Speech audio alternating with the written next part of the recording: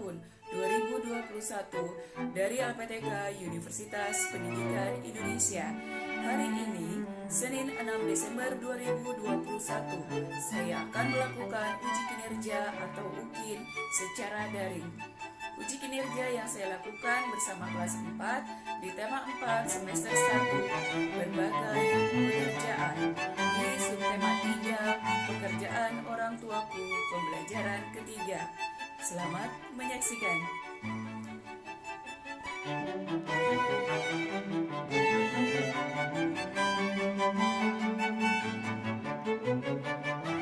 Oke. Assalamualaikum warahmatullahi wabarakatuh. Waalaikumsalam warahmatullahi wabarakatuh. Selamat pagi soleh-soleha semua. Apa kabar? Baik, Bu. Sehat ya semuanya. Jangan lupa tetap terapkan prokesnya 5M, mencuci tangan, memakai masker, jaga jarak, menghindari kerumunan, dan tetap menjaga kebersihan dimanapun kalian berada. Nah, pagi ini cuacanya sangat cerah. Kita bertemu lagi dalam pembelajaran dengan Ibu Sisin di sini. Kita akan belajar di tema 4, semester 1, kelas 4.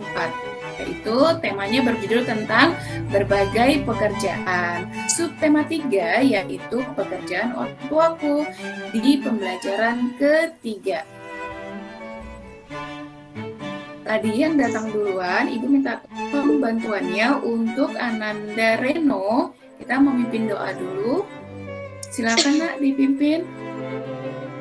Teman-teman, mari kita berdoa menurut kepercayaan agama masing-masing. Berdoa dimulai.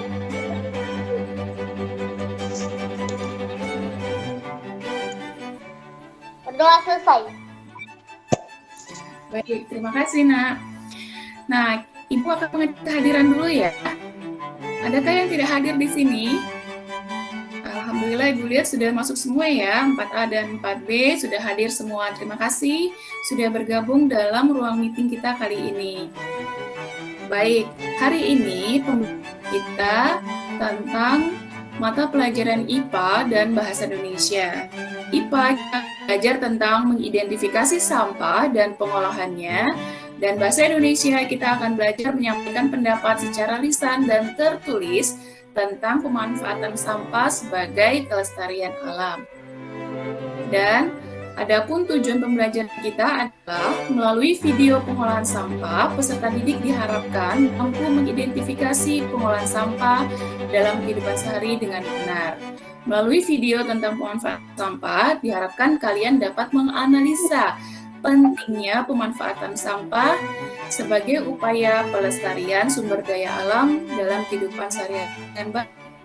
Yang ketiga, melalui diskusi tentang pemanfaatan sampah, kalian diharapkan dapat berkomunikasi sebagai upaya tentang pengolahan sampah di sekitar rumah kita.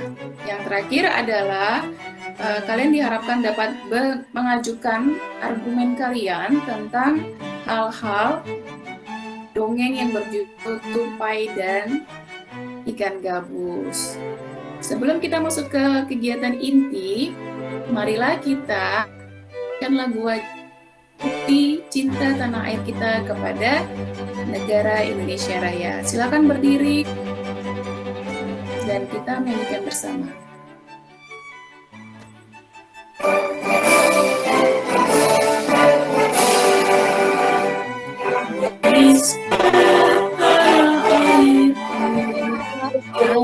Karena tumpah darahku,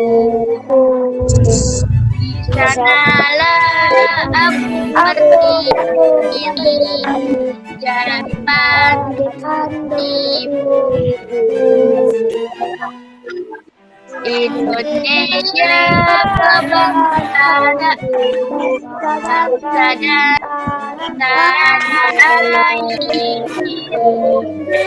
Marilah kita berseru Indonesia merdeka.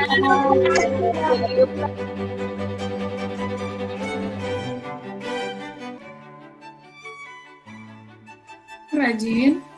Seorang pengrajin barang bekas mengolah barang bekas atau sampah menjadi benda yang bisa dijual dan penghasil uang.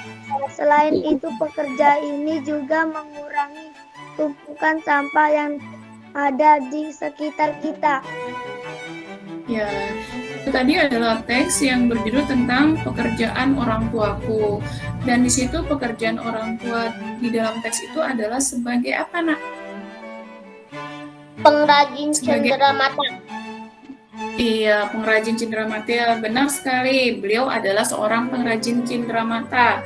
Produk apakah yang dihasilkan oleh ibu tersebut, ibu pengrajin tersebut?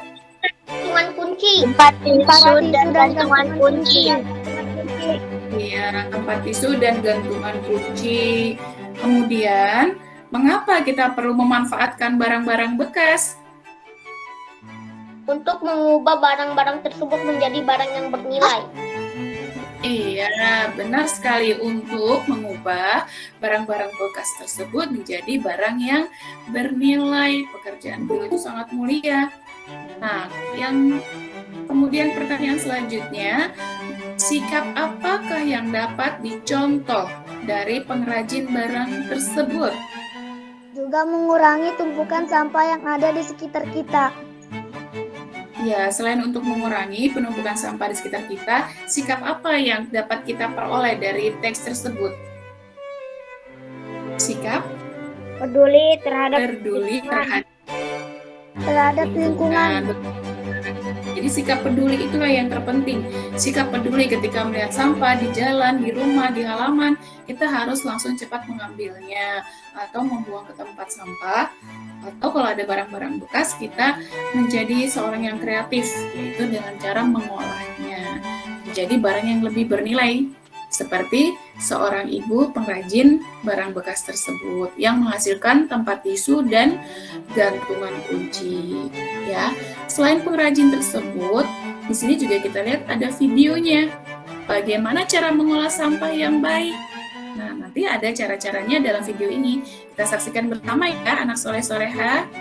Mari kita dengarkan dan amati video ini.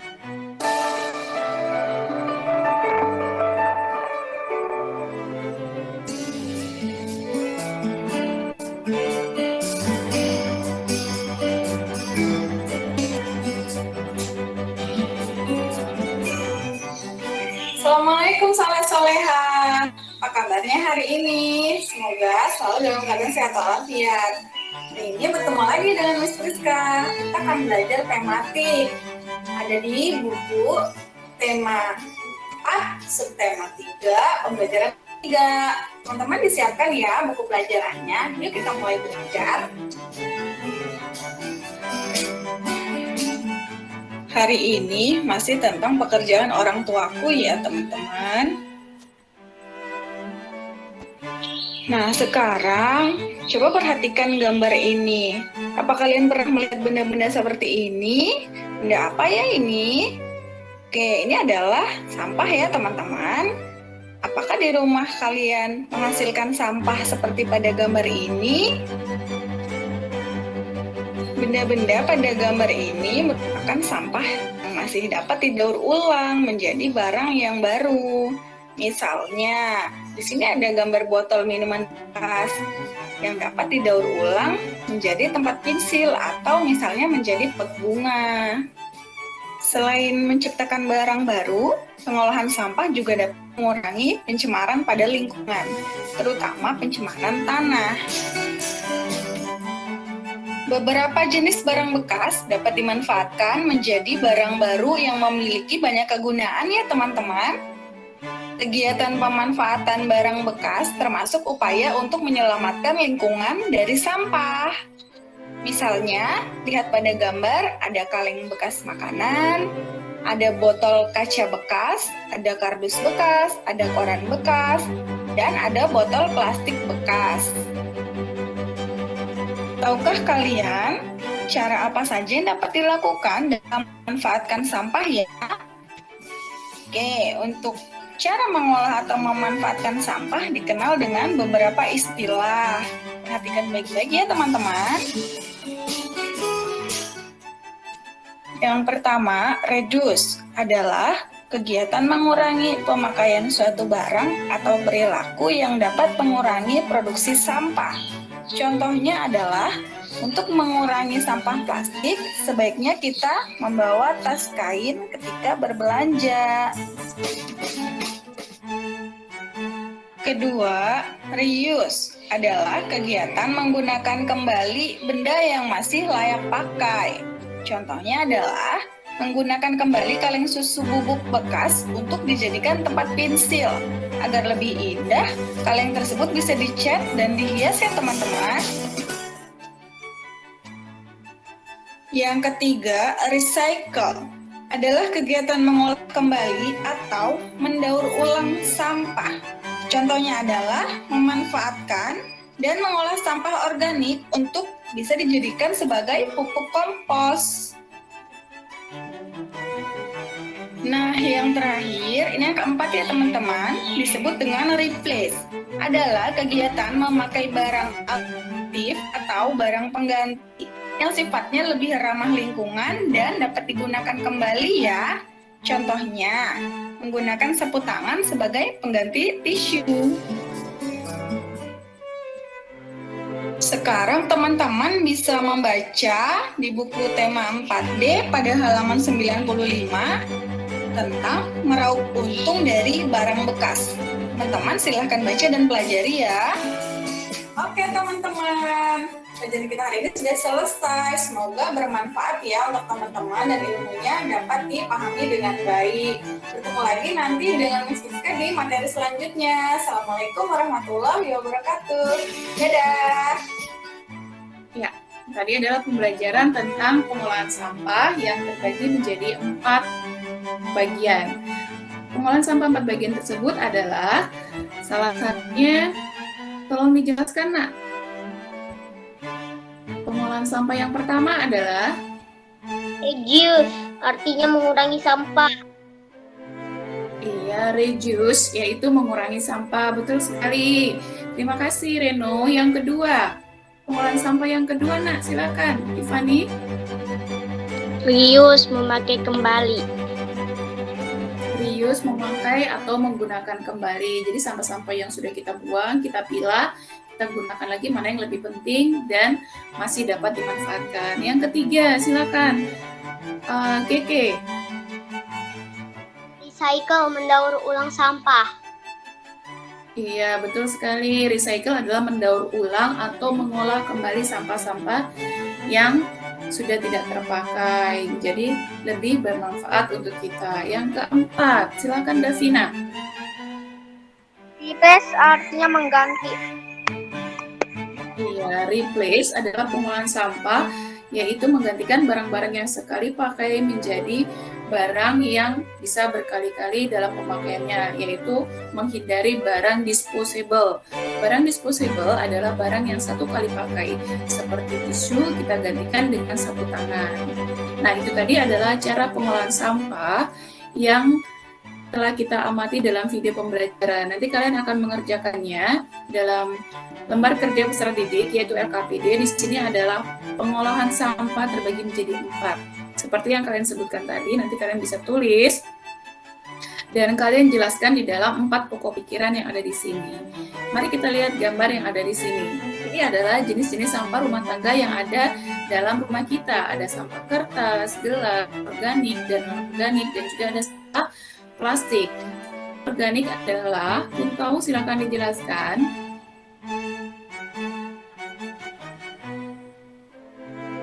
Sampah organik adalah sampah yang sisa-sisa makhluk hidup. Sampah organik itu adalah contohnya sisa makanan, sisa buah-buahan yang bisa. Ya, yang kedua adalah sampah anorganik. Silakan Kanza, apakah sampah anorganik tersebut? Zil? Sampah anorganik adalah Kertas, sampah yang sulit diurai.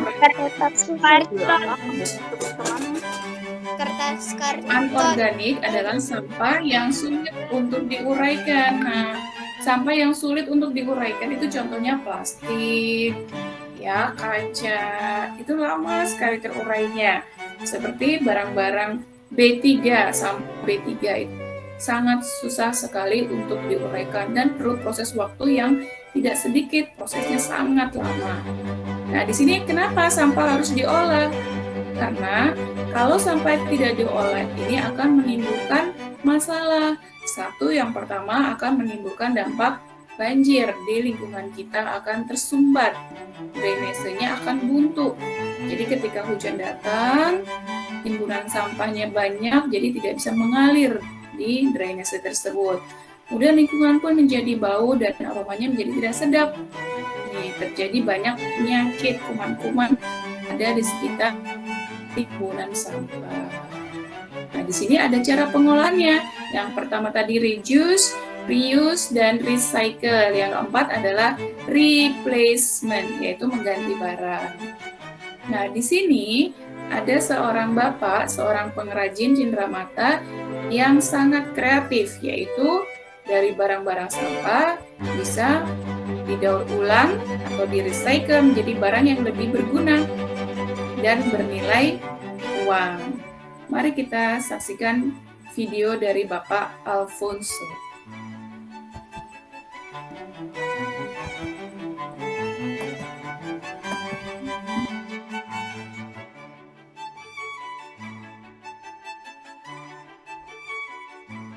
Di kawasan Jangli, Kerajaan Barat.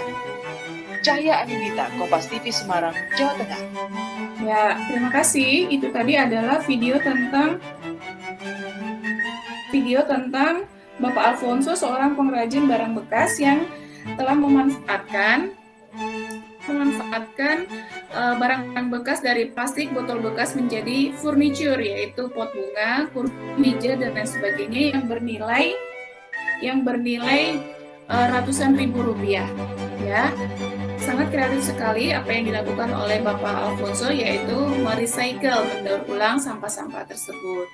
Nah, di pembelajaran kita kali ini, bahan ajarnya kalian bisa lihat di buku tema kelas 4, tema 4, buku tematik peserta didik, yaitu pembelajaran 3. Di situ kalian lihat di halaman 95 ada dongeng tupai dan ikan gabus, dan di halaman 115 adalah tentang pokok pikiran yang ada di dalam teks tentang video sampah tadi. Nah, tadi Bapak Alfonso sudah kita melihat hasil karya beliau yang sangat bermanfaat ya, yaitu mengurangi timbunan sampah. Nah, di sini dari bahan ajar yang sudah kita berikan, yang sudah kita amati dari video juga. Nah, sekarang kita beralih ke pembelajaran bahasa Indonesia. Pembelajaran bahasa Indonesia yaitu tentang sebuah dongeng. Dongengnya yang berjudul Tupai dan Ikan Gabus. Ada di buku kalian, silakan kalian baca di halaman 95. Bagi yang bisa melihat PowerPoint, silakan dilihat di dalam PowerPoint-nya. Kalau ingin melihat bukunya di halaman 95 tema 4 juga ada. Silakan kita baca dulu per paragraf dari dahulu kala sampai bersama. Itu Ibu minta Nursam, silakan baca Nursam.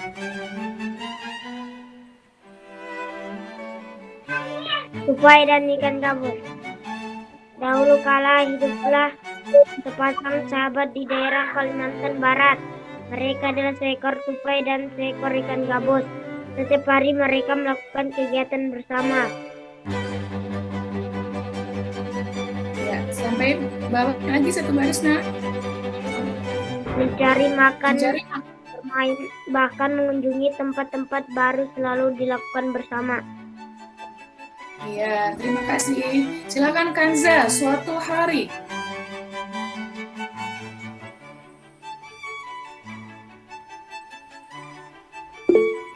Mikrofonnya, Nak. Mikrofonnya dinyalakan dulu. Suatu hari, Tupai tidak melihat gabus sahabatnya. Ia mencarinya ke tempat biasa gabus tinggal. Saat bertemu, Tupai sangat kaget. Gabus terlihat lesu. Ternyata ia sedang sakit. Tupai sangat sedih. Ia menawarkan makanan untuk sahabatnya. Namun gabus tidak berselera makan. Gabus hanya menginginkan satu jenis makanan yang diyakininya dapat menyembuhkan penyakitnya. Tupai berjanji akan mencari demi sahabatnya. Terima kasih Kanza. Silakan Rafli Moldan. Paragraf selanjutnya setelah sampai sembuh.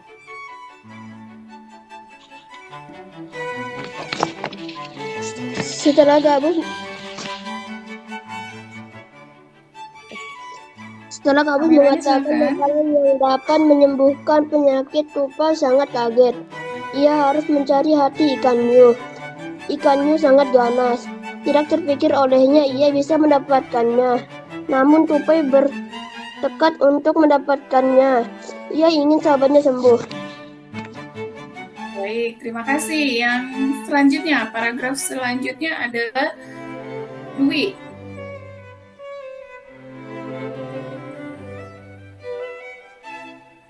Dwi tidak merespon. Silakan Tiffany.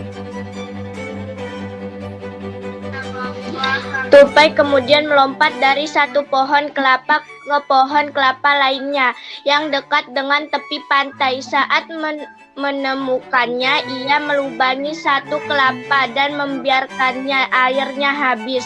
Kemudian sang tupai masuk ke dalam kelapa. Angin kencang membuat kelapa jatuh ke pantai dan ikan hiu memakannya. Di dalam perut ikan hiu, tupai kemudian keluar dari kelapa dan menggigit hati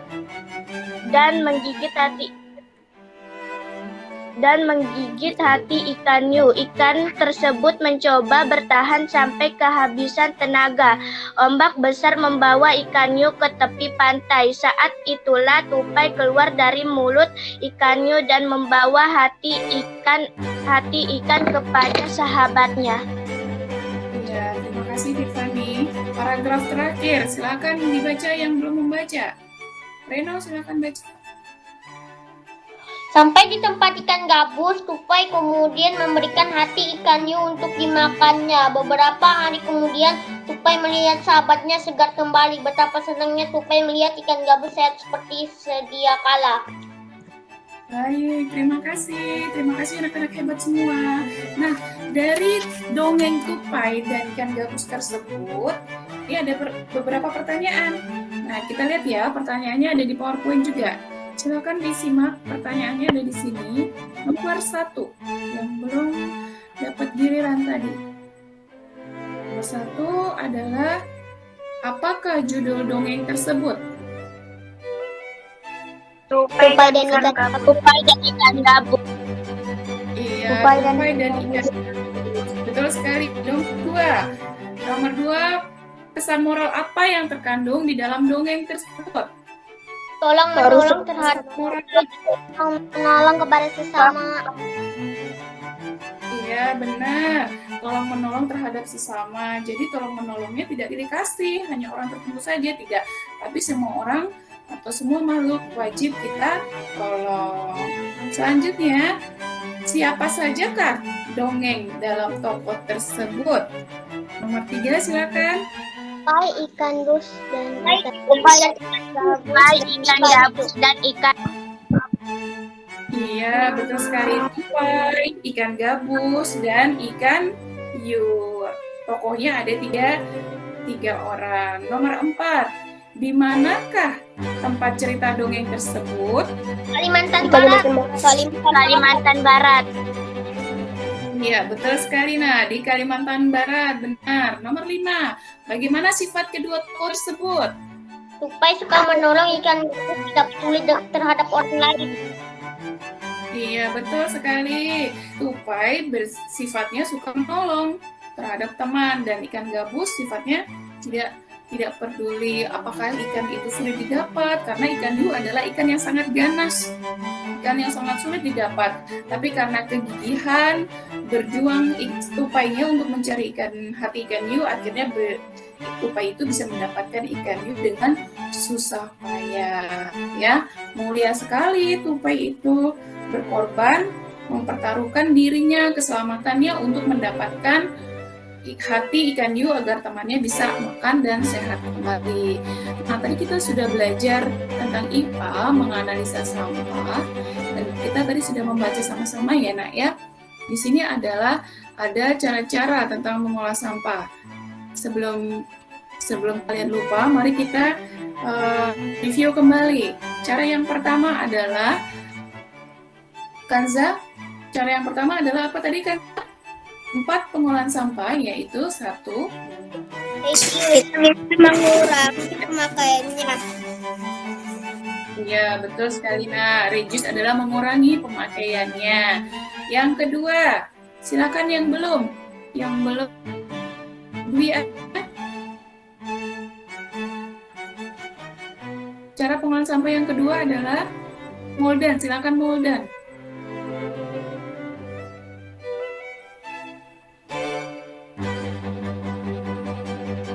Dari sini, Nak.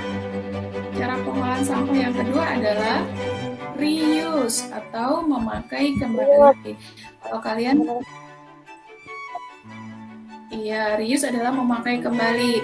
Jadi barang-barang yang sudah kita pilih, barang-barang yang bisa dipakai kembali. Ya, jadi hindari pemakaian disposable, yaitu barang satu kali pakai, karena hal itu dapat memperpanjang waktu untuk pemakaian barang sebelum ia menjadi sampah. Cara yang ketiga, Kuntau. Pengolahan sampah yang ketiga adalah Recycle, mendaur ulang. Iya, merecycle atau mendaur ulang. Jadi sebisa mungkin barang-barang yang sudah tidak berguna lagi bisa kita daur ulang. Tidak semua barang bisa didaur ulang loh. Namun saat ini sudah banyak industri yang memanfaatkan sampah menjadi barang yang lain. Cara yang keempat, silakan Aufa. Cara yang keempat adalah Replace, mengganti. Iya, replace adalah mengganti, yaitu kita harus teliti barang yang kita pakai sehari-hari. Gantilah barang-barang yang hanya bisa dipakai sekali dengan barang-barang yang lebih tahan lama. Telitilah agar kita memakai barang-barang yang lebih ramah lingkungan. Misalnya, kantong plastik untuk belanjaan kita ganti dengan yang lebih ramah lingkungan, yaitu dengan tas belanjaan dari bahan kain atau dari bahan rotan, kerajinan rotan. Sehingga kita tidak sekali dari pasar atau supermarket kita buang plastiknya, kantong kreseknya kita buang, lama-lama menumpuk dan akan sulit diuraikan bagi lingkungan. Jadi kelestarian alam kita akan terganggu. Ya, itu tadi adalah pembelajaran tentang pengolahan sampah yang sudah kita identifikasi bersama, kita menganalisa dan kita mengolahnya menjadi 4 cara pengolahan sampah. Dan kalian sudah bisa mendiskusikannya bersama. Nanti kita akan menuliskannya dalam lembar kerja peserta didik yang sudah Ibu bagikan. Kalian bisa tuliskan dan jelaskan di dalam kertas tersebut. Nanti kalau sudah selesai boleh dikumpulkan di hari pertemuan tatap muka kita selanjutnya. Nah, dan yang kedua tadi kita sudah belajar bahasa Indonesia, yaitu tentang dongeng tupai dan ikan gabus, di mana kita mendapatkan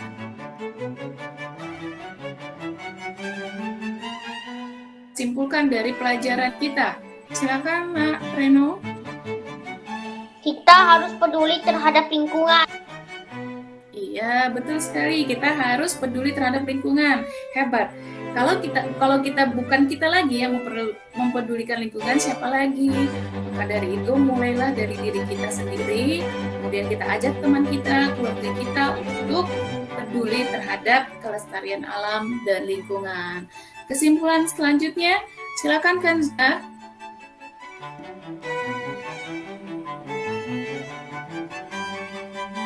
Keke. Kita diharapkan mempunyai sikap peduli terhadap lingkungan dan mengerti cara mengolah sampah. Iya, selain peduli terhadap lingkungan, kita juga harus mengerti tentang cara mengolah sampah yang benar dan baik yang tidak merusak lingkungan.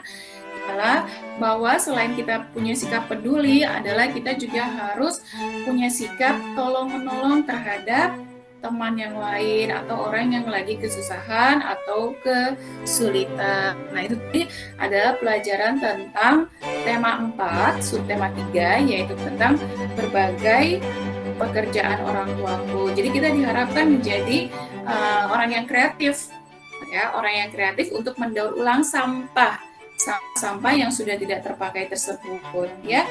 Nah, ada yang mau ditanyakan dari pelajaran kita, Nak? Gak ada, Ada yang mau Bu. ditanya? Oh, baik, tidak ada. Ada, Bu. Sudah paham semua?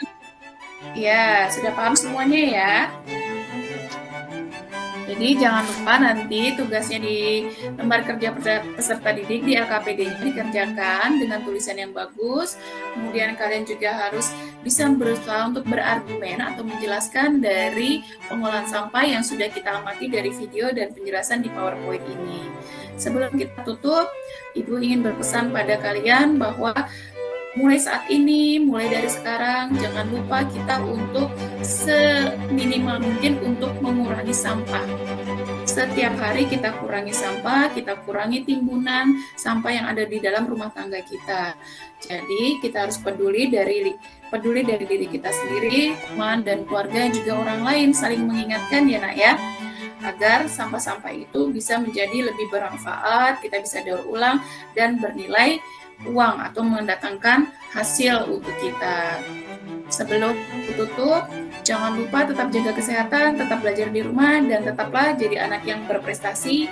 Teruslah berkarya dimanapun dan apapun kondisi kalian.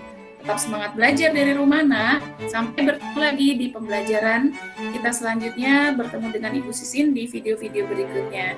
Terima kasih, sampai jumpa semuanya. Assalamualaikum warahmatullahi wabarakatuh. Waalaikumsalam warahmatullahi wabarakatuh.